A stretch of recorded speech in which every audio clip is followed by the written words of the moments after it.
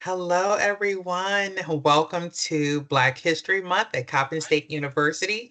And today we have an amazing presentation on the three labor market struggles facing Black America with Dr. Algernon Austin.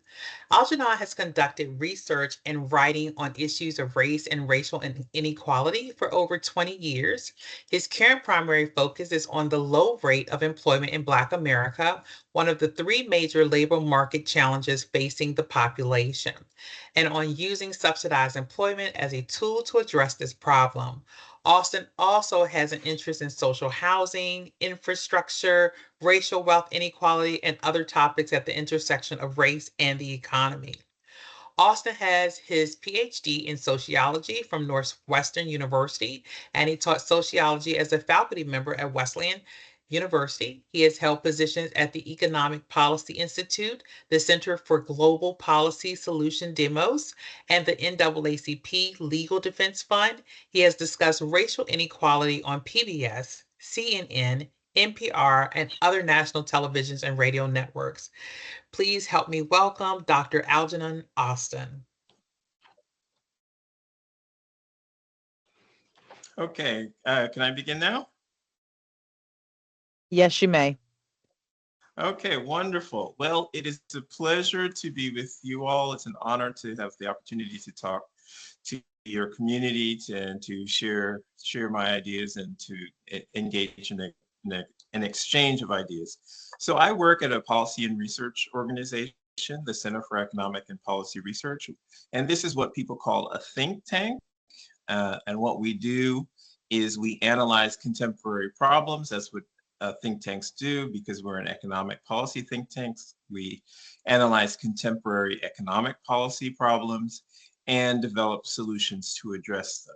So as the title says, I'm going to be talking about the three labor market struggles facing Black America. So what you are seeing now are some of the latest economic statistics on household income. And it's a median household income. Just as a reminder, the median is the middle. So if you were to line up let's say Black households from the lowest income, household income, to the highest, the household in the very middle of that distribution is the median. So we can see that in 2023, the white median household income was $89,000, and the Black median household income was $56,000. So there's a huge difference, $33,000 difference. So the question is, how do we close that gap? How do we increase the household income for Black people by 33,000? So just take a second and think about that. Like, what would you do to address this problem? What things need to change? Now, for most people, they would say, well, we need to raise the wages of Black workers. And that is absolutely correct. It is absolutely correct, but it's only a portion, a significant but still small portion of the problem. And unfortunately, I do this research and I talk about these things because there's a considerable amount of resources being devoted to raising Black wages. And that's valuable, that's important, that's definitely needed. But as I said, it's really missing a large portion of the problem. And if we want to solve the problem, we have to address all of the factors, not just one of the factors. So this slide breaks those factors down. It presents rough estimates of the three components to the problem, the three components leading to the lower Black incomes, household income. And the first one you see is insufficient work. What I mean by that is joblessness. There's a very high rate of joblessness in Black America. Insufficient work is more than joblessness, however. There are also many people who work part-time, but they really would like to work full-time. So there's also low work hours, many people suffering from low work hours in in Black communities. So that's one part of the problem, and you see that's like 25% of the reason for the substantial gap. Lower wages is another roughly another 25%. And then the third one is occupational segregation. And occupational segregation refers to the overrepresentation of Black workers in low wage occupations and the underrepresentation of Black workers in high wage occupations. So I'll go into some of that some more, but you can see that is quite significant. That's a quite significant part of the problem. So again, if we only work on raising wages, which is important and valuable, we're still going to leave, roughly 75% of the problem untouched. So first, let's go a little deeper into the struggle for a greater number of jobs. And this is my shorthand for referring to addressing the problem of insufficient work. This slide shows employment to population ratios. And employment to population ratios are also known as employment rates. And it's just a measure of the percent of the population that's working. That's all it is. What percent of the population is working? This slide is different than the way, or my calculations here is different than the way other people do the calculations, in that I include people who are in prison. Many of the analyses of this sort just ignores the prison population, but as you probably are aware, the incarceration rate for Black people is quite high. So there's a substantial portion of the Black population that is incarcerated. Also, many of these people who are incarcerated, many of the Black people who are incarcerated, but people generally, have children. And when they're incarcerated, they're not able to provide for their children. So that creates a significant burden on their families and on collectively on Black America. So it's important to keep the count of those people in the analysis to get a full picture of the impact of joblessness on Black America. This slide also shows the prime age population. That is people who are 25 to 54 years old. This is the population that is most likely to be working. So we're looking at just a slice of the population that has a high rate of labor force participation. And we're looking from 1960 to 2022. Interestingly, in 1960, there was very little difference in the employment rate for Blacks and whites. So the insufficient work part of the problem was almost zero.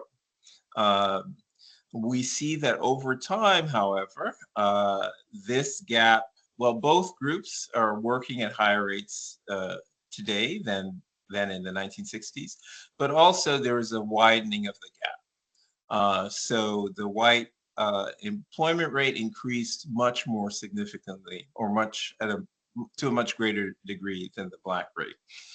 So to understand what's going on here and why this happened, it's useful to split this analysis and look for males and for females. And that's what we're doing here. I will start at the bottom. The greenish or teal line is for white women. And you can see that in 1960, white women had the lowest rate of participation, lowest rate of employment in the paid labor force. However, from 1960 to about 1990, we see a strong increase in white women's employment rate, and then a very slow increase subsequently. But white women went from having the lowest, of the four groups, the lowest rate of employment to the second highest now. And then we can look at Black women, that's the blue line, the second from the bottom. And we see that Black women in 1960 were working outside of the home at a significantly higher rate than white women. And that continued to be the case until about the mid 1980s when white women overtook Black women. And there's a similar trend, after about, you see strong increase for Black women up till 1990, and then a slow increase to today. For Black men, that's the black line. We see in 1960, Black men had a much higher rate of employment than white women and Black women. But from 1970 to 2010, we see a pretty steep decline in Black men's employment rate. Um, Thankfully, in recent years, the labor market has improved. We have a tight labor market, and we've seen some reversal, so some increase in Black men's employment rate. But Black men went from being the second highest of the four to the bottom of the four. The top line, the yellow line, is for white men, and white men, in 1960 and to today, prime age white men have the highest employment rate. But it's important to note that also, similarly to Black men, from 1970 to 2010, you do see a slight decline. You do see a decline in white men's employment rate. There is a decline, but it's not nearly as steep as for Black men. And again, with the improved economic conditions, you do see an increase in Black men's and white men's employment rate um, in recent decades. So let's move on. So the joblessness in Black America is quite significant. I use the term Black jobs deficit to refer to the number of jobs Black America would need to have the same employment rate as white America. And this is a calculation that I did for 2024. And you can see that the total jobs deficit that I calculate here is 1.5 million jobs. So in 2024, Black America needed 1.5 million jobs to have the same employment rate as white America. And that joblessness cost Black America $70 billion. So in other words, if we had another 1.5 million people working, Black America collectively would have roughly $70 billion more. So this is a big problem, definitely needs sufficient attention. What can we do to address this problem? Here are three policy ideas. There are many other ideas that you could add to this list. These are three that I think are particularly important, but again, they're not complete. The first, create subsidized employment programs along with economic development plans targeted to communities experiencing persistently high rates of joblessness. Subsidized employment programs are programs where some entity, usually the government, covers some or all of the labor costs of hiring an employee. There's a long history of these programs. Many of them, however, are relatively small, but there was one that was quite large. And in the wake of the Great Depression of the 1920s and moving into the 1930s, the federal government created the Works Progress Administration, which created massive subsidized employment. And at the peak of the Works Progress Administration, the WPA programs, the WPA created over 400,000 jobs for Black people. And 1939, the country was, the population was smaller, the economy was smaller. Today, 400,000 jobs is almost 1.5 million jobs. So we actually can create 1.5 million jobs with the subsidized employment program if we can mobilize the political will. People might say, well, that was in response to the Great Depression. We're not in a Great Depression now. I was just talking about there's actually pretty good economic conditions in terms of employment, and that is true. However, there are still many communities that are economically depressed. The nation as a whole is not economically depressed, but you can find many communities within Maryland. You can find small communities in Maryland, as well as in every other state, where you would find pockets of persistently high rates of joblessness. And just like we responded during the Great Depression with subsidized employment programs, we could do the same now if we had the political will. The other point about subsidized employment programs is that in the long run, they pay for themselves, because when people are working, they're less likely to rely on social welfare payments. They contribute to the economy. They also pay taxes. Crime rates tend to go down in these communities when you increase employment. Children's educational achievement tends to go up. And when you calculate all the costs of benefits, the lower expenditures, the less you're spending on criminal justice, the more productive the children are as they grow up to be workers. You see that the benefits outweigh the costs. So there is a real strong case for these programs. The second policy solution is to encourage the Federal Reserve to focus on maximum employment for as long as possible. Now, the Federal Reserve controls or influences interest rates. When the Federal Reserve lowers interest rates, the cost of borrowing money goes down. And that means that businesses and also households have an incentive to borrow and spend. And their borrow and spending leads to job creation. So at the macro level, the Federal Reserve can create good conditions for job creation. Subsidized employment, as I'm envisioning, would target to the micro level. So those two policies work well together. The Federal Reserve can create a favorable macro context, and subsidized employment can be targeted to the micro communities that continue to suffer even when the macroeconomy is good. And the third policy is to enact and strengthen policies against racial discrimination in hiring. There is unfortunately, a long history of research showing racial discrimination in hiring up to the present.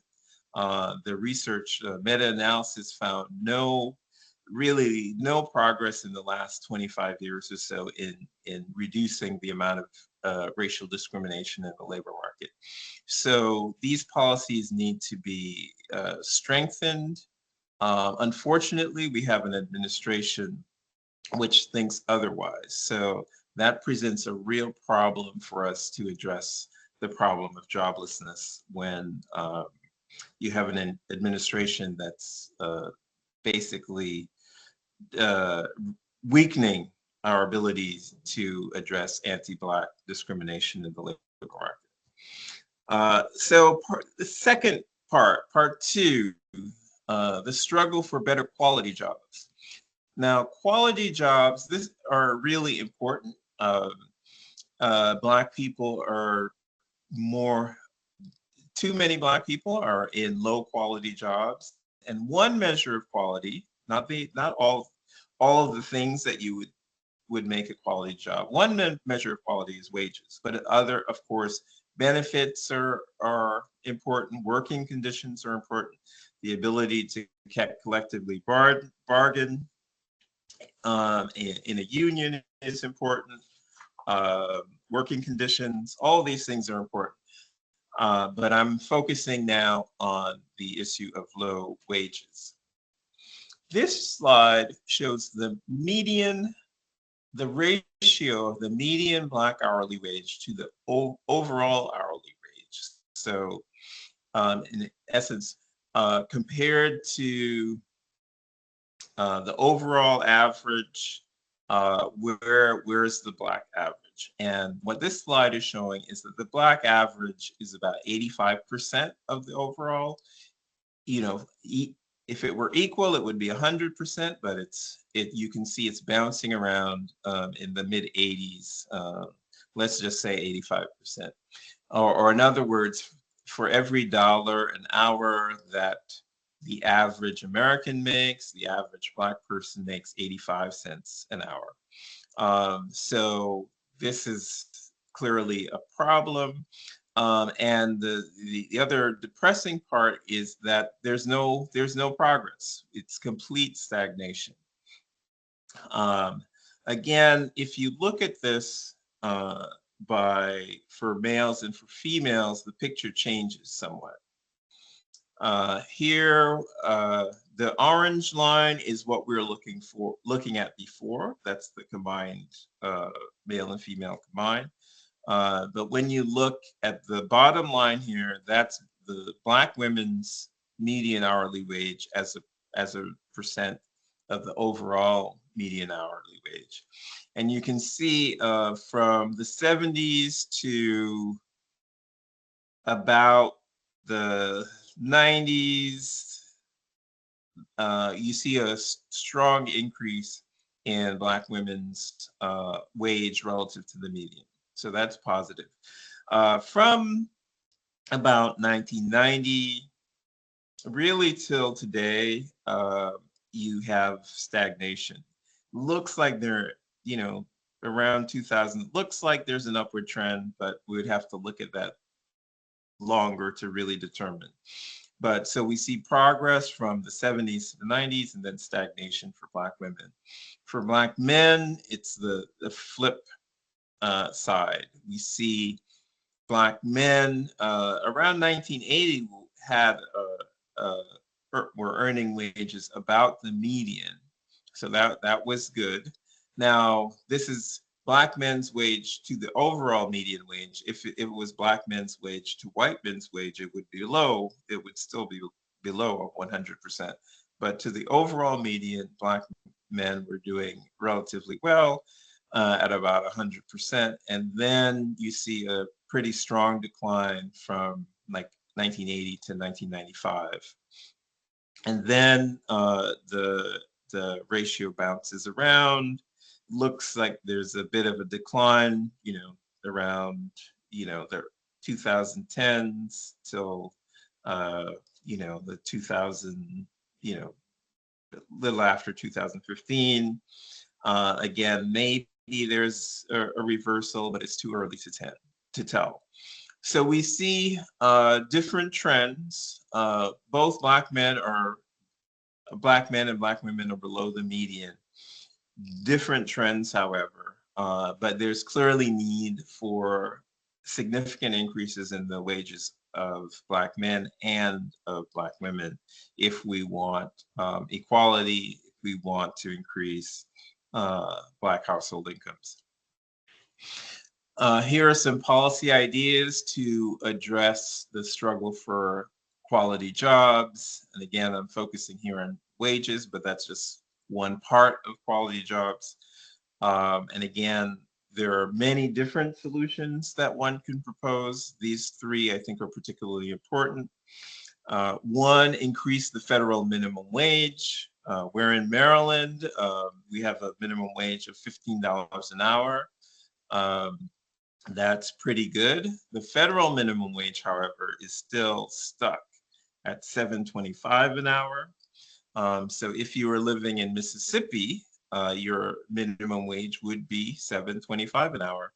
And many Black people who live, particularly Black people living in the South, are subject to minimum wages that are quite low, $7.25 or maybe just a little bit above $7.25. So of course, if we were to raise those wages, we would have significantly increased a large number of Black people's income.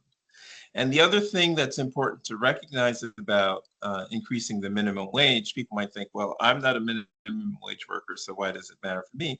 Is that the minimum wage, increasing the minimum wage increases not just people at the minimum wage, but everyone between the old wage and the new wage, and including some people who are slightly above the new wage. So for example, if we were to increase the federal minimum wage to $17 an hour, it's $15 an hour in Maryland.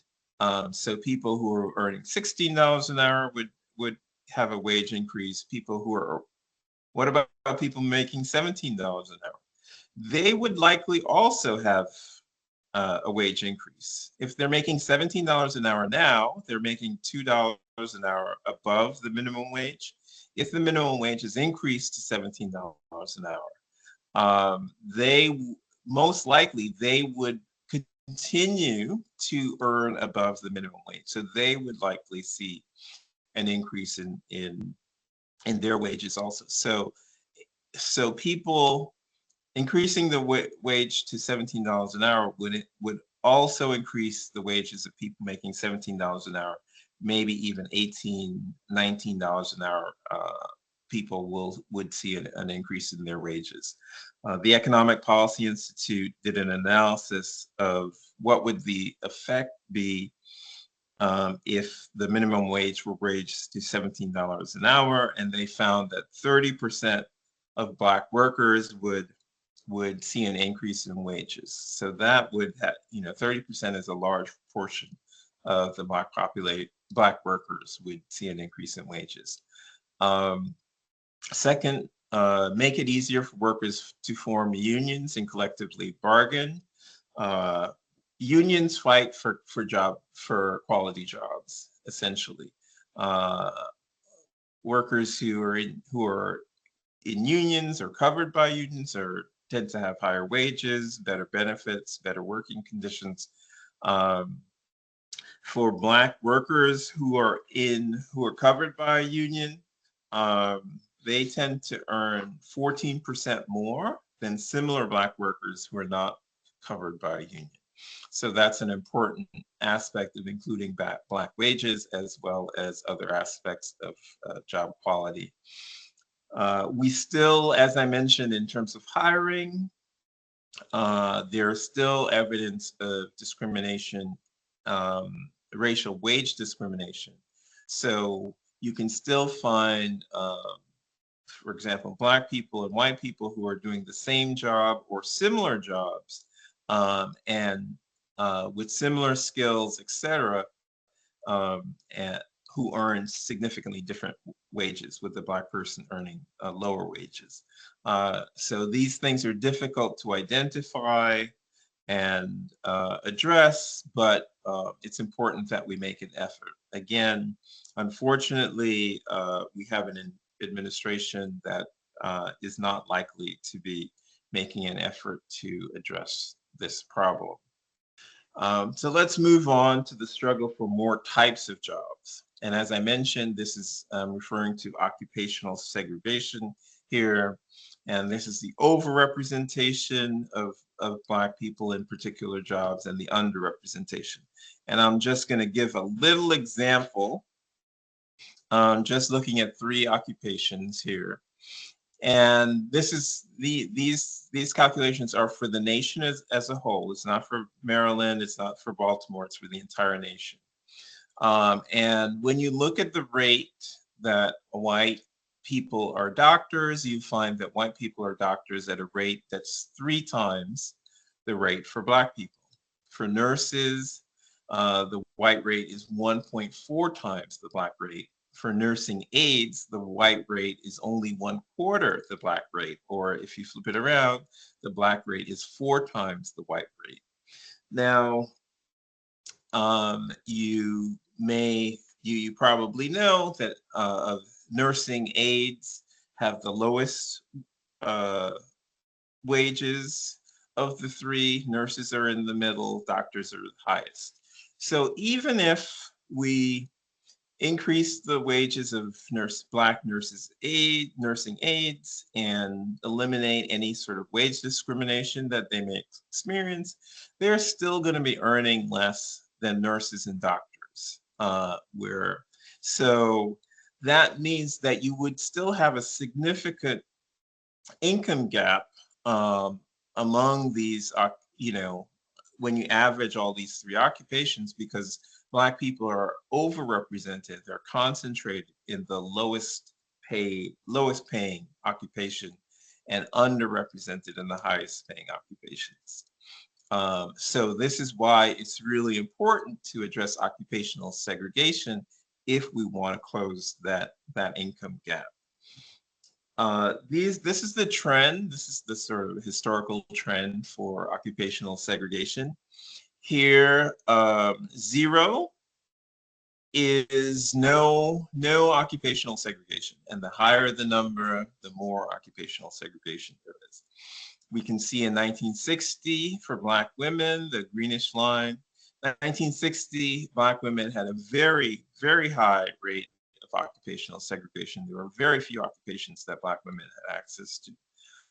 The good news is that, from 1960 till about 2000, we see a pretty strong decline in occupational segregation. However, in the last 20, 25 years, really no progress, complete stagnation. For Black men in 1960 had a lower rate of occupational segregation than Black women, but still a high rate. Not nearly as high as Black women, but still high.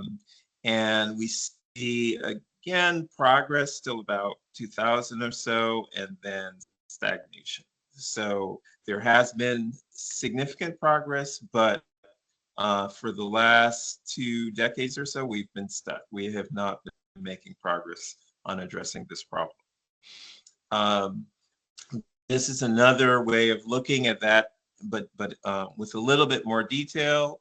These categories are clusters of occupations. They're not one occupation, but they're clusters. The darker bars are Black men, the lighter Black women. And if the bars are going to the left, that means an underrepresentation. If they're going to the right, that means an overrepresentation. I just want to draw your attention to a few. You can see in management occupations, Black men and Black women are both underrepresented. In computer science occupations, we see Black men and Black women are also underrepresented, though Black men less so. We see in engineering, both groups are underrepresented. We see in science, both groups are underrepresented. So in the STEM fields, in the science, technology, engineering, and math fields, Black people are underrepresented. And I want to use that to talk about the policy solutions to reduce occupational segregation. So one, and again, these are only some of the solutions. This is not the full story. So one, we see that one, it's necessary to provide Black people with the appropriate education and training. The Harvard economist Raj Chetty and his colleagues showed that children who have a high potential for achievement in math and science only actually end up in careers in math and science if they come from wealthy backgrounds. So talent is not enough. Unfortunately, in American society, talent is not enough. There's significant educational inequalities that make it difficult for people from lower economic backgrounds, lower social and economic backgrounds, so that includes Black people, disproportionately from ending up in STEM fields. The research shows that the quality of schools, the quality of math and science education, as well as the available classes that Black children have access to tend to be less, lower quality, as well as fewer advanced classes for Black students than for white students, particularly white middle class or upper class students. So because of this entrenched inequality, entrenched segregation and inequality in our educational system, that contributes to the occupational segregation that we see in the labor market. Um, Number two, we really actively need to recruit, encourage, and mentor Black people so that they move into fields where Black people are underrepresented. So, for example, you may know of the Black astrophysicist Neil deGrasse Tyson. When he was in high school, he contacted a white astrophysicist, Carl Sagan, who was very famous at the time. He had a popular television show on PBS.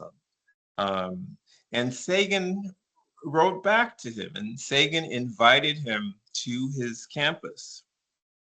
And of course, that was a quite powerful experience for Neil deGrasse Tyson. And now, really, Neil deGrasse Tyson is the Carl Sagan of his generation. He is, someone who is very much in the public, very much sharing knowledge about the cosmos, like Carl Sagan did when Tyson was a child. So if we want to get Black people into these fields where there are very few Black people, there need to be active recruitment, encouragement, and mentorship. Um, Third, we need to implement policies and practices fostering racial inclusion and diversity. So there's a study called the Roots of STEM Project, and they were trying to understand this problem of the underrepresentation of Black people in STEM fields. And they found that even when Black students got into college and majored in STEM fields, many of them dropped out because they found themselves in very sort of hostile and unwelcoming environments. Uh, so these last 2 points, both recruiting, encouraging, mentoring, and preventing unfriendly, hostile environments, are what effective diversity, equity, and inclusion policies are about. And once again, I have to mention that our current administration is actively killing uh, uh, diversity, equity, and inclusion policies. So they're making it incredibly difficult for us to address this problem of occupational segregation in the labor market. So I will conclude with just returning to where we began.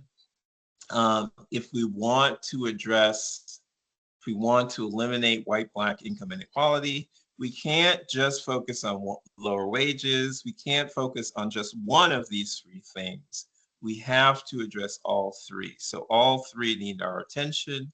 All three need resources to solve the problem. We have to address the high rate of joblessness in Black America. We have to make sure that people have sufficient work hours, that if they need to work full-time, that they can find full-time work and are not forced to work part-time. We need to make sure that people have good wages and there is no wage discrimination in the labor market. And we need to uh, make sure that the Black population is distributed among occupations, all of the occupations in the economy, similarly to other groups, and are not concentrated in the lowest paying occupations. So with that, I will end there. Thank you very much for this opportunity to speak with you. I look forward to your questions, and that's my email if you want to follow up with me. Also, please go to the website of my organization, which is simply cepr.net. And you can find some of my other research. You can find the paper that this presentation was based on, and you can find the work of my colleagues on any number of economic topics. So thank you again.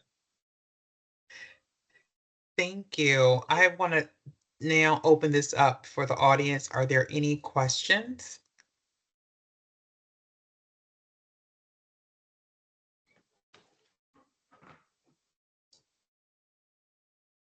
Right, I do have a question because you did mention about mentorship and you discussed as far as having more occupations or having our Black students per se or individuals looking more at STEM occupations. And so does that start in like elementary? Do we start working there because and is it too late to start introducing them in when they're in college? It's never too late. It's never too late. Let me just say that simply pursuing higher education is important. Because the college completion rate for Black people is lower than for whites. So, just having the college degree, just completing the college degree is important.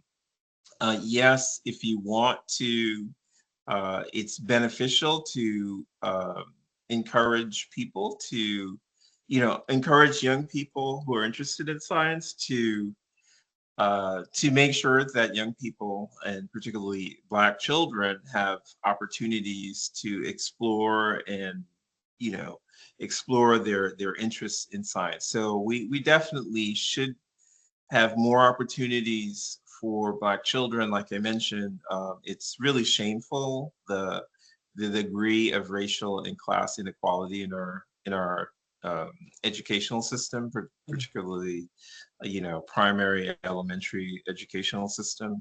It's quite shameful. So there should be more opportunities, but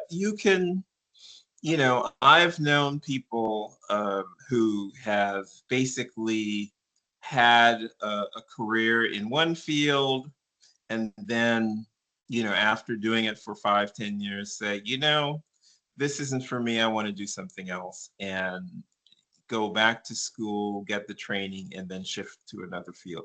So it's not too late. If you're interested in STEM or something else, or business or whatever, pointed to the underrepresentation in management. If you want to become a manager of some that's important too. Unfortunately, there are many areas where Black people are underrepresented. So I highlight STEM, but it's not just STEM. There are lots. And even in some blue collar occupations, like there's still significant Black underrepresentation in the construction fields, for example. So unfortunately, there are many occupations, many middle income and as well as high income occupations that there should be more Black people in those fields. Thank you for clarifying that. You also discuss black job deficit. And so how do you propose addressing systemic barriers that hinder African Americans from accessing high quality jobs?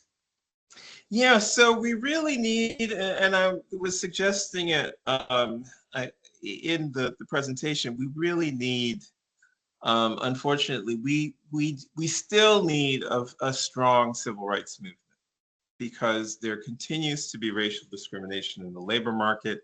There continues to be a great deal of economic inequality in our society. And, one thing I mentioned, people know King's I Have a Dream speech. That speech was given at the 1963 March in Washington for Jobs and Freedom. That's the full title of the March in Washington for Jobs and Freedom. And that march, if you look at the demands, about half of the demands of the march were economic demand. So there was a demand for a national jobs program for anyone who needed a job, national job program for anyone. So we still, sadly, we still need a strong mobilization, strong movement, strong push for economic justice. My title is Race and Economic Justice. We still need a movement for race and economic justice, like what King and A. Philip Randolph and others were doing. Um, and if we have that mobilization, then I think we can put in place some of the policies to address this Black jobs deficit, because the macro the macro conditions that the Federal Reserve creates are powerful and helpful, but they're not able to get into the most disadvantaged Black neighborhoods. So we need concentrated efforts into those communities if we want to address that problem. Thank you so much. Dr. Williams, I see your hand up. Are you able to speak? Yes, Dr. Austin, thank you.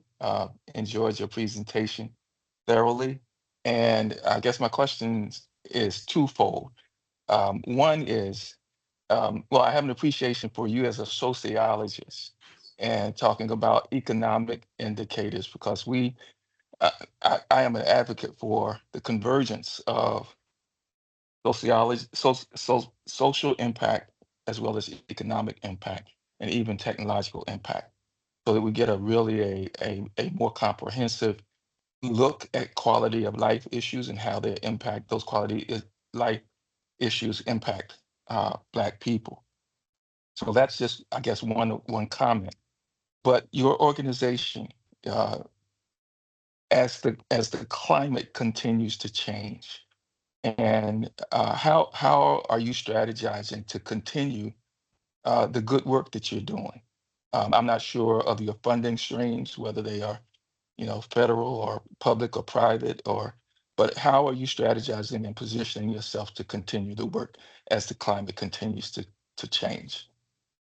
Thank you very much for your kind remarks. And yes, so I'm a sociologist working in an economic policy think tank, and I engage with a number of Black economists. But one thing, as a sociologist, one thing, and I'm assuming that you may be a sociologist also, Dr. Williams. Actually, Um, I'm in the business school. Oh, you're in the business school. Okay, Yeah. that's great. That's great. But one thing about the economists that I work with, they all integrate ideas from other disciplines, and I think that's really important for economics. There are some blinders in sort of mainstream economic thought, but these economists that I interact with extensively really appreciate the insights that come from other fields. And I think that's important. Now, in terms of continuing, the good thing about my organization is that we do not accept government funding and we do not accept corporate funding. So we are insulated from, the cutbacks from the government and, corporations saying, oh, we're not interested in DEI anymore. Um, However, those are lucrative sources of funding. So we are, as a consequence, we're a small think tank. We're sort of we always talk about how we're not quite bare bones, but we try to do a lot with the little that we have. So, but in general, I mean, we do get money from, uh, or we do get money from foundations, and the administration is going after the largest foundations also, and trying to prevent the largest foundations from doing any work that could be labeled DEI. So it is an area of concern for me, and something that I will be looking at, because a number of the largest foundations actually have had significant commitments to kind of producing to funding areas that would lead to a more racially equitable society. So it is a question as to whether these foundations will cut back or reorient. I worry that at least some of them might, and that would be um, unfortunate. As I presented, there's a lot of work to be done, and these problems are unfortunately long-standing. So we need more efforts and more energy and more resources to address them, not less. I would love to reach out to you. We've done some work with the Century Foundation. We've done some work with Lumina, and uh, I work with the Urban Manufacturing Alliance.